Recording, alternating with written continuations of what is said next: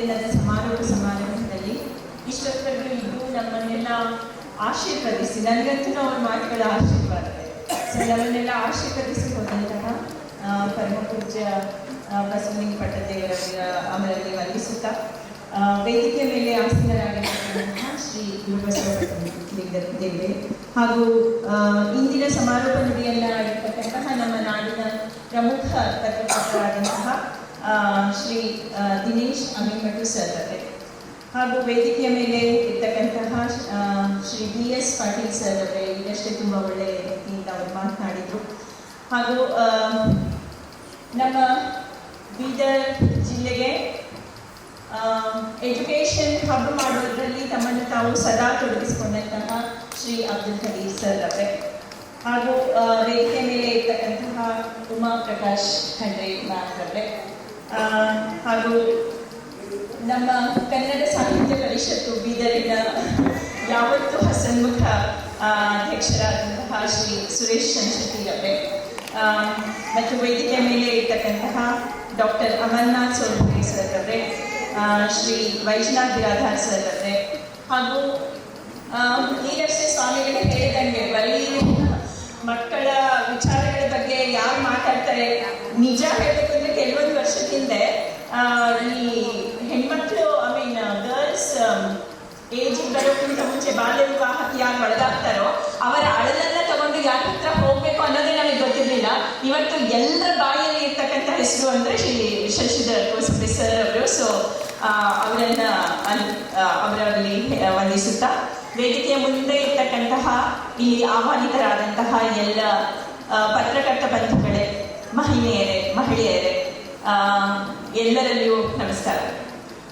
ಇದು ಬಹುಶಃ ನನಗೆ ಅಪ್ಪೋ ಜೊತೆಗೆ ಕೂತ್ಕೊಂಡು ಸ್ಟೇಜ್ ಹಂಚ್ಕೊಳ್ಳೋಷ್ಟು ದೊಡ್ಡವಳ ನಾನು ಅಂತಕ್ಕಂಥ ಒಂದು ತೀರಾ ಚಿಕ್ಕತನದ ಭಾವನೆ ನನ್ನನ್ನು ಕಾಡ್ತಾ ಇತ್ತು.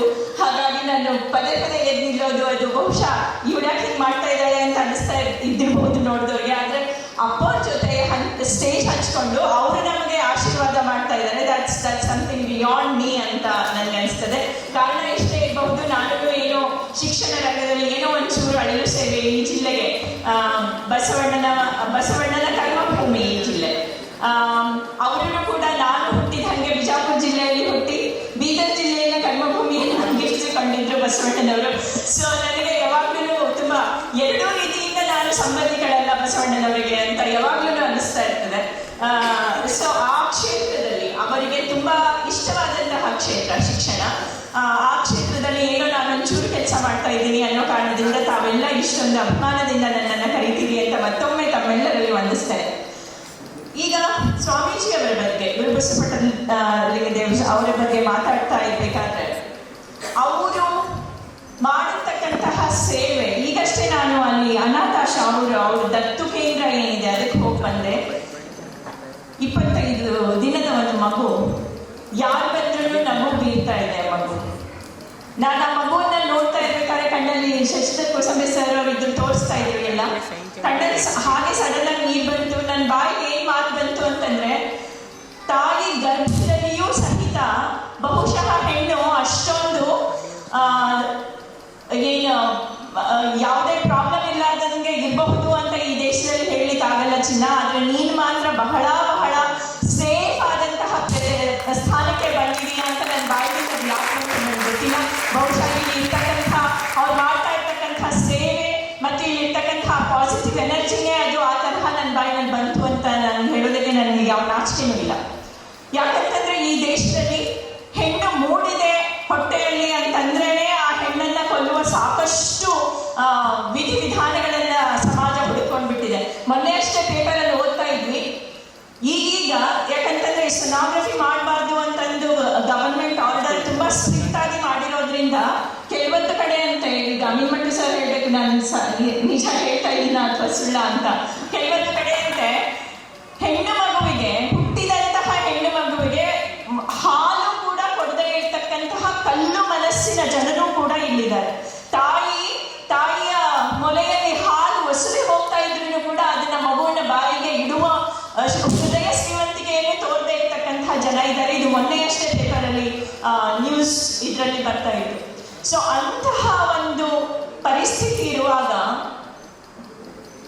ಮಕ್ಕಳು ಬುದ್ಧಿಮಾಂದ್ಯ ಹುಟ್ಟಿದವೆ, ವಿಕಲಚೇತನರು, ಅದನ್ನ ವಿಕಲಚೇತನರು ಅಂತ ಎಷ್ಟೊಂದು ಒಳ್ಳೆಯ ಒಂದು ವರ್ಡ್ ಕೊಟ್ಟಿದ್ರು ಸಹಿತ ಅವರನ್ನ ಬುದ್ಧಿಮಾಂದ್ಯ ಅಂತಾನೆ ಟ್ರೀಟ್ ಮಾಡೋದು. ಹುಟ್ಟಿದವೆ ಅಂದ ತಕ್ಷಣ ಅವರನ್ನ ರೋಡಲ್ಲಿ ಹಾಕೋದು, ತಿಪ್ಪೆನಲ್ಲಿ ಹಾಕೋದು, ಅಥವಾ ಯಾವುದೋ ಗಿಡಗಳು ಹದ್ದುಗಳು ತಿಂದೋಗ್ಲಿ ಅಂತ ಗಿಡದ ಮೇಲೆ ಒಯ್ದಿಡೋದು, ಇಂಥ ಪಾಪದ ಕೆಲಸ ಮಾಡ್ಬೇಕಾದಂತಹ ಜನ ಇರ್ಬೇಕಾದ್ರೆ ಅಂಥ ಎಳೆಯ ಮುಗ್ಧ ಅದೇನು ಮಾಂಸದ ಮುದ್ದೆ ಅದನ್ನ ತಗೊಂಡು ಬಂದು ಅದಕ್ಕೆ ಜೀವ ಕೊಟ್ಟು ಇವತ್ತು ನಮ್ಮ ಜಿಲ್ಲೆಗೆ ಪ್ರಸಿದ್ಧಿಯನ್ನ ತಂದಿದೆಯಲ್ಲ ಈ ಸಂಸ್ಥೆಯ ಒಂದು ಹುಡುಗಿ ಮಹಾನಟಿಯಾಗಿದ್ದಾಳಲ್ಲ, ಅಂತಹ ಆ ರೀತಿಯಲ್ಲಿ ಆ ಮಾತೃತ್ವದ ಸೆರಗಿನಲ್ಲಿ ಆ ಮಕ್ಕಳನ್ನ ಬೆಳೆಸ್ತಾರಲ್ಲ, ಎಷ್ಟು ಶರಣಗಳನ್ನ ಈ ಸಂಸ್ಥೆಗೆ ಹೇಳಬೇಕು ಗೊತ್ತಿಲ್ಲ. ಇವರಿಂದ ಕಲಿಯೋದಕ್ಕೆ ಬಹಳ ಇದೆ. ನಾವೆಲ್ಲ ನಮ್ಮ ಜೀವನಾದ್ಯಂತ ಕಲಿತಾ ಹೋದ್ರೂ ಕೂಡ ಇನ್ನೂ ಕಲಿಯೋದಕ್ಕೆ ಇದ್ದೇ ಇರುತ್ತೆ ಅಂತ ನನಗೆ ಅನಿಸ್ತಾ ಇದೆ. ಅದ್ರ ಜೊತೆಗೆ ಇಷ್ಟೆಲ್ಲ ಸಮಾಜ ಸೇವೆಯನ್ನ ಮಾಡ್ತಾ ಮಾಡ್ತಾ ಇದಕ್ಕೇನು ಮಾಡರ್ನ್ ಟಚ್ ಕೊಟ್ಟಿದ್ದಾರೆ ಇವಾಗ. That is something really amazing. ನಾನಂತೂ ನನಗೆ ಸ್ವಾಮೀಜಿಯವ್ರು ಬಾ ಅಂತ ಹೇಳಿದ್ರೆ ಎಲ್ಲೆಲ್ಲೋ ಹೋಗಿ ಇಲ್ಲಿ ಬಂದು ನಿಂತ್ಬಿಟ್ಟಿದ್ದೆ. ಆಲ್ಮೋಸ್ಟ್ ನನ್ನ ಎಂಟೈರ್ ಕ್ಯಾಂಪಸ್ ಒಂದು ಟೂರ್ ನಾನೇ ಮಾಡಿಬಿಟ್ಟಿದ್ದೆ. ಸೊ ನೋಡ್ಕೊಂಡು ಬರ್ತಾ ಇರ್ಬೇಕಾದ್ರೆ ಅನಿಸ್ತಾಯಿತ್ತು, ಅಪ್ಪ ಏನು ಒಳ್ಳೆ ಯೂನಿವರ್ಸಿಟಿ ಆದಾಗ ಆಗೋಗಿದೆಯಲ್ಲ, ಇದನ್ನು ಡಿ ಆಗೋಗಿದೆ ಅಂತ ನನ್ನ ಮನಸ್ಸಿಗೆ ಬಂದಿತ್ತು. So that is how it should be ಅಲ್ಲ. ಮಕ್ಕಳು ಯಾವುದೇ ತರಹದ ಯಾವ ಏನ್ ಹೇಳ್ತೀವಿ ಬಂದೇಶ್ಗಳು ಇಲ್ಲದೆ ಇರೋ ಹಂಗೆ ಅಲ್ಲಲ್ಲ ಮಕ್ಕಳು ಆಟ ಆಡ್ತಾ ಇದ್ದಾರೆ. ಇವತ್ತು ನಮಗೆ ಮಕ್ಕಳು ಆಟ ಆಡೋದು ನೋಡೋದನ್ನೇ ಸಿಗ್ತಾ ಇಲ್ಲ. ಎಲ್ಲ ಕಡೆ ಎಲ್ಲ ಹೋದ್ರೂ ಮೊಬೈಲ್ ಇಟ್ಕೊಂಡು ಕೂತಿರ್ತವೆ, ಏನೋ ಮಾಡ್ತಾ ಕೂತಿರ್ತವೆ. ಇಲ್ಲಿ ಮಕ್ಕಳು ಆಟ ಆಡ್ತಾ ಇದ್ದಾರೆ ಸ್ವಚ್ಛಂದವಾಗಿ.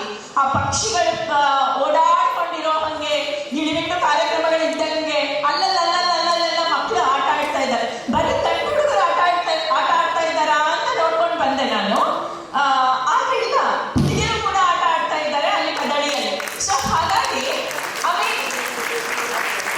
ಒಂದು ದೇಶವನ್ನ ಕಟ್ಟೋದಕ್ಕೆ ಏನೇನು ವ್ಯವಸ್ಥೆ ಇರಬೇಕು, ಸುದೃಢ ಮನಸ್ಸುಗಳನ್ನ ಕಟ್ಟೋದಕ್ಕೆ ಬರೀ ನಾವು ದೇಹವನ್ನ ಸುದೃಢ ಮಾಡಿದ್ರೆ ಸಾಧ್ಯ ಆಗಲ್ಲ. ಯಾಕಂದ್ರೆ ಮನಸ್ಸು ಯಾವರೆಗೂ ಎಲ್ಲ ವಿಶ್ವ ಮಾನವತಾವಾದವನ್ನ ತನ್ನಲ್ಲಿ ತುಂಬಿಕೊಂಡು ಬೆಳಿಬೇಕಂತಂದ್ರೆ ದೇಹದ ಜೊತೆಗೆ ಮನಸ್ಸು ಬೆಳಿಬೇಕು. ಅದು ಯಾವಾಗ ಬೆಳೀತದೆ ಅದು ಅಂತಂದ್ರೆ ನಾವು ಸ್ವಚ್ಛಂದವಾಗಿ ಒಬ್ರ ಜೊತೆಗೆ ಒಬ್ರು ವ್ಯವಹರಿಸ್ತಾ ಬೆಳೆದಾಗ ಮಾತ್ರ ಮನಸ್ಸುಗಳು ಬೆಳೀಲಿಕ್ಕೆ ಸಾಧ್ಯ. ಇವತ್ತು ಸಿಟಿಗಳಲ್ಲಿ ಮಕ್ಕಳುಗಳು ಮೊನ್ನೆ ಅಷ್ಟು ಒಂದು ನಮ್ಮ ಒಬ್ರು ಯಾರು ಹೇಳ್ತಾ ಇದ್ರು, ತುಂಬಾ ಬೇಕಾದವ್ರ ಹೆಸರು ಹೇಳೋದು ಬೇಡ, ಅವರ ತಾಯಿ ಬಹಳ ಏಜ್ಡ್ ಇದ್ದಾರಂತೆ. 4-5 ಜನ ಮಕ್ಕಳು. ಅಮ್ಮ ಏಜ್ಡ್ ಆಗಿದ್ದಾಳೆ, ಆಕೆ ಸರಿಯಾಗಿ ಮಾತಾಡೋದಿಲ್ಲ. ಮಾತಾಡೋಕೆ ಶುರು ಮಾಡಿದ್ರೆ ಏನೋ ಒಂದು ಇಟ್ಕೊಂಡು ವರಾತ ಶುರು ಮಾಡ್ಕೊಂಡಿರ್ತಾಳೆ. ಹಂಗೆ ಹಿಂಗೆ ಅಂತನೋ ಕಾರಣದಿಂದ ಅವ್ರು 4-5 ಅಕ್ಕಂದ್ರು ತಮ್ಮಂದ್ರು ಎಲ್ಲ ಹಂಚ್ಕೊಂಡಿದ್ರಂತೆ. ಇಷ್ಟು ದಿವಸ ನಿಮ್ಮ ಮನೆಯಲ್ಲಿ ಇರ್ತಾಳೆ, ಇಷ್ಟು ದಿವಸ ನಿಮ್ಮ ಮನೆಯಲ್ಲಿ ಇರ್ತಾಳೆ, ಹಿಂಗೆಲ್ಲ ಹಂಚ್ಕೊಂಡಿದ್ರಂತೆ. ಒಬ್ಬ ಹೆಣ್ಣು ಮಗಳ ಮನೆಯಲ್ಲಿ ಇರ್ಬೇಕಾದ್ರೆ ಆ ಹೆಣ್ಣು ಮಗಳು ಏನ್ ಮಾಡಿದಾಳೆ ಅಂತಂದ್ರೆ ಅವರಮ್ಮನ್ನ ರಾತ್ರೋರಾತ್ರಿ ಓಡ್ಸಾಕಿ 4 ದಿವಸ ಯಾರಿಗೂ ಹೇಳೇ ಇಲ್ಲ ಅಮ್ಮ ಹೊರಟೋಗಿದ್ದಾಳೆ ಅಂತ. 4 ದಿವಸ ಆದ್ಮೇಲೆ ನಾನು ಹೊರಟಾಕಿನಿ ಅಂತ ಹೇಳಿಲ್ಲ, ಹೊರಟೋಗಿದ್ದಾಳೆ ಅಂತ ಹೇಳಿ ಎಲ್ಲರೂ ಹೋಗಿ ಹುಡುಕಿ ಮಾಡಿ ನೋಡಿದ್ರೆ ಎಲ್ಲೋ CCTVನಲ್ಲಿ ಗೊತ್ತಾಯ್ತು ದಟ್ ಇವಳ ಓಡಿಸ್ತಾ ಇದ್ದಾಳೆ ಅವಳನ್ನ ಅಂತ. ಸೊ ಅಂತಹ ಸಮಾಜಕ್ಕೆ ಬಂದ್ಬಿಟ್ಟಿದ್ದೀವಿ ನಾವಿವಾಗ. ಅಂತಹ ಒಂದು ವಿಚಿತ್ರ ಪರಿಸ್ಥಿತಿಯೆಡೆಗೆ ನಮ್ಮ ಮನೋಸ್ಥಿತಿಯನ್ನು ನಾವು ಬೆಳೆಸ್ಕೊಂಡಿದ್ದೀವಿ. ಬೇರೆಯವರಿಗೆ ಬಟ್ಟು ಮಾಡಿ ತೋರಿಸ್ಬೇಕಾದ್ರೆ ಮಾತ್ರ ನಾವು ಮಹಾ ಒಂದು ದೊಡ್ಡ ಮೇಧಾವಿಗಳು, ಮಹಾ ಒಂದು ಸಂತ ಸಾಧುಗಳ ತರ ಬಿಹೇವ್ ಮಾಡ್ತೀವಿ. ಆದ್ರೆ ನಮ್ಮ ತಪ್ಪುಗಳನ್ನ ನಾವೆಂದು ಅದು ನೋಡೋದೇ ಇಲ್ಲ. ಯಾಕಂತಂದ್ರೆ ಸಂಕುಚಿತವಾದಂತಹ ಮನೋಭಾವದಲ್ಲೇ ಬೆಳೆದಿದ್ದೀವಿ ನಾವು. ಆದ್ರೆ ಈ ಒಂದು ವಾತಾವರಣದಲ್ಲಿ ಮಕ್ಕಳ ಸಂಕುಚಿತ ಮನೋಭಾವನೆಗೆ ಯಾವ ಆಸ್ಪದವೇ ಇಲ್ಲ. ಯಾಕಂತಂದ್ರೆ ಅಲ್ಲಿ ಬೀಳ್ತಾ ಇರೋ ಮಗುನು ಎತ್ತೋದಕ್ಕೆ 10 ಜನ ಓಡ್ತಾ ಇದ್ದಾರೆ. ಇವತ್ತು ಮಾಡರ್ನ್ ವರ್ಲ್ಡ್ ಅಂತ ನಾವೇನು ಹೇಳ್ತೀವಿ, ವೆಸ್ಟರ್ನ್ ವರ್ಲ್ಡ್ ಅಲ್ಲಿ ಯಾರೋ ನನ್ನ ಮಗ ಹೇಳ್ತಾ ಇದ್ದ, ಜಿಮ್ಮಲ್ಲಿ ಯಾರೋ ಒಬ್ಬ ಹುಡುಗ ಆಗಿದ್ದಾಗಿ ಕೆಳಗೆ ಬಿದ್ರೆ ಅಕ್ಕಪಕ್ಕ ಜಿಮ್ ಮಾಡ್ತಾ ಇರೋ 4 ಹುಡುಗರು ಅವನನ್ನ ಎಬ್ಸೋದಕ್ಕೂ ಹೋಗ್ತಾ ಇಲ್ವಂತೆ. ಸೊ ಒಂದಂತಹ ಪರಿಸ್ಥಿತಿ ಇರ್ತಕ್ಕಂಥ ಈ ಜಗತ್ತಿನಲ್ಲಿ ನಾವು ಇಂತಹ ಸ್ವಚ್ಛಂದವಾದ ವಾತಾವರಣದಲ್ಲಿ ನಮ್ಮ ಎಳೆಯರು ಬೆಳೀತಾ ಇದ್ದಾರೆ ಅಂತಂದ್ರೆ ಧನ್ಯರು ಅಂತ ನಾನು ಹೇಳ್ತೇನೆ. ಅಂಥ ಒಂದು ಪರಿಸರವನ್ನ ಒದಗಿಸಿ ಕೊಡಬೇಕು ಎಂದು ನಮ್ಮ ಜಿಲ್ಲೆಗೆ ನಮ್ಮೆಲ್ಲರಿಗೆ ಕದೀರ್ ಸರ್ ಇರಬಹುದು, ನಮ್ಮ ಸಂಸ್ಥೆ ಇರ್ಬೋದು, ಇನ್ನೂ ಸಾಕಷ್ಟು ಒಳ್ಳೊಳ್ಳೆ ಸಂಸ್ಥೆಗಳಿವೆ ನಮ್ಮ ಜಿಲ್ಲೆಯಲ್ಲಿ. ಅದು ಅಪ್ಪ ಅವ್ರು ಹೇಳಿದ್ದು ನಿಜ, ನಾವೆಲ್ಲ ಕಾಂಪೀಟ್ ಮಾಡ್ತೀವಿ, ಆದ್ರೆ ಅದು ಕಟ್ ರೋಡ್ ಕಾಂಪಿಟೇಷನ್ ಅಲ್ಲ. ಒಬ್ಬರ ಜೊತೆಗೆ ಒಬ್ರು ಒತ್ತಿ ನಿನ್ನಲ್ಲಿರೋರನ್ನ ನಾನ್ ತಗೋತೀನಿ, ನನ್ನಲ್ಲಿರೋರನ್ನ ನೀನ್ ತಗೊಂಡು ಬೆಳೆಸುವ ಆ ಥರದ ಕಾಂಪಿಟೇಷನ್ ಅಲ್ವೇ ಅಲ್ಲ. ನಾವೆಲ್ಲ ಎದುರು ಬಂದ್ರೆ ಎಷ್ಟು ಆತ್ಮೀಯವಾಗಿ ಜೊತೆ ಇರ್ತೀವಿ. ನೋಡೋಕೆ ವಿಚಿತ್ರ ಅನಿಸಿದ್ರು ಹೊರಗಡೆ ಮಾತಾಡ್ಕೊತಾ ಇರ್ತಾರೆ, ಇವ್ರು ಅವ್ರದ್ದು ಅಪೋಸಿಟ್, ಅವ್ರು ಇವ್ರ ಅಪೋಸಿಟ್ ಅಂತ. ಆದ್ರೆ ನಾವು ಎಷ್ಟು ಖುಷಿಯಾಗಿ ಪ್ರೀತಿಯಾಗಿ ರೆಸ್ಪೆಕ್ಟ್ಫುಲಿ ಇರ್ತೀವಿ, ಅದನ್ನ ನೋಡಿದವ್ರಿಗೆ ವಿಚಿತ್ರ ಅನಿಸ್ತದೆ. ಸೊ ಅಂಥದನ್ನ ಹೀಗೆ ಒಂದು ಪರಿಸರವನ್ನ ಹೊಂದಿಸ್ಕೊಡ್ಬೇಕು ಅನ್ನೋದನ್ನ ತೋರಿಸೋದ್ರಲ್ಲಿನೂ ಕೂಡ ಈ ಸಂಸ್ಥಾನ ಮುಂಚೂಣಿಯಲ್ಲಿದೆ ಅಂತ ಹೇಳಿ ತುಂಬಾ ಖುಷಿ ಆಗ್ತಾ ಇದೆ. ಅದು ಹೀಗೆ ಮುಂದುವರಿಲಿ. ಹೆಣ್ಣು ಮಕ್ಕಳಿಗೆ ಈ ಒಂದು ಸುಂದರವಾದ ವಾತಾವರಣ, ಒಳ್ಳೆಯ ಒಂದು ಯಾವುದೇ, ಯಾಕಂತಂದ್ರೆ ನಾರ್ತ್ ಅಲ್ಲಿ ನಾವು ನೋಡ್ತಾ ಇರ್ತೀವಿ, I don't know whether I should say all this are not, ಅದು ಡೈರೆಕ್ಟ್ ಆಗಿ ಪೊಲಿಟಿಕಲ್ ಪಾರ್ಟೀಸ್ಗೆ ಅಂತ ಅನ್ಸುತ್ತೇನೋ. ಆದ್ರೆ ಮಠಮಾನ್ಯದ ಸ್ವಾಮಿನಿಯರು ಏನೇನ್ ಕಿತಾಪತಿ ಮಾಡ್ತಾ ಇದ್ದಾರೆ ಅದನ್ನ ನೋಡಿದ್ರೆ ನಮ್ಮ ಜಿಲ್ಲೆ ಅಂಥದಕ್ಕೆಲ್ಲ ಹೆಸರಿಲ್ವಲ್ಲ.